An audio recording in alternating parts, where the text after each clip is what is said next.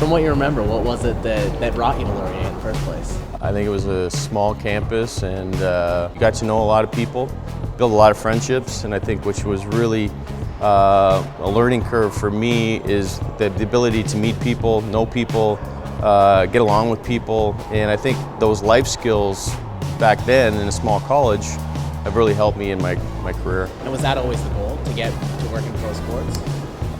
Pro sports or college sports, but I got a great opportunity and I just kept going with it, and one great opportunity led to the next great opportunity, and I've been sort of blessed in my pro career with sports. So you finished up at Laurier, and I think it was only a couple of years passed by and you get a job with the FIBA Americas, selling tickets.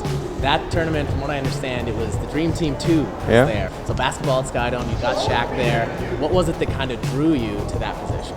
Well, back then you didn't have to sell any tickets for the Leafs or the Jays. They were sold out, and so you did whatever you had to do to try and get into pro sports. And a lady who was managing all of ticket sales knew a lot of people that had come out of Ohio University, so we had a bit of a pipeline of Laurier grads who played hockey, went down to OU, and then if you proved yourself, you ended up with a job at the Raptors, and that's what happened. And then when MLSE bought the Raptors, you were in with MLSE and this building right here, Air Canada. And I'm sure it brings up a lot of great memories for you. No, it was a great opportunity of building this building and being a part of it, and I actually was in charge of moving everybody from the old building, Maple Leaf Gardens, to this building, and that was really probably the pivot point in my career of having to work with folks and move people from the old building to the new building.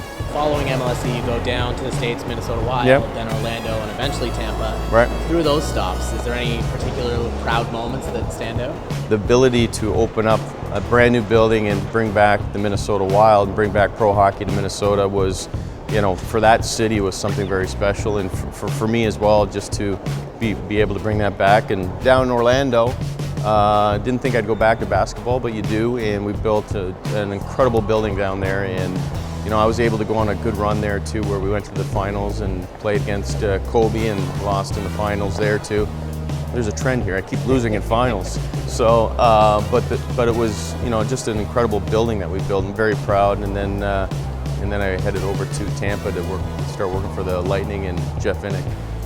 If you could offer maybe a piece of advice to anyone who's looking to break into the sports industry, what would it be? Work ethic is number one. If you want to be on a championship team, you do what they ask, and sort of like that in business now, it's if you want to be working for a world-class organization, or you want to be working for an organization that just doesn't see things as excellence. And number two is being an inspirational leader to others, and I was inspired by others to work hard and to do well in the sport. Who are some of those people that inspired you?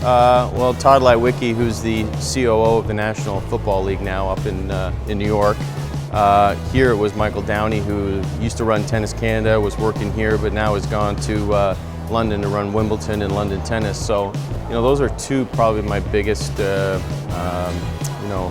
leaders who have taught me a lot, and I think part of my career now where I'm training other folks and inspiring other people. So, find the right organization to work for, a great organization. Make sure you have an opportunity to have success at it, and find the right people to work for.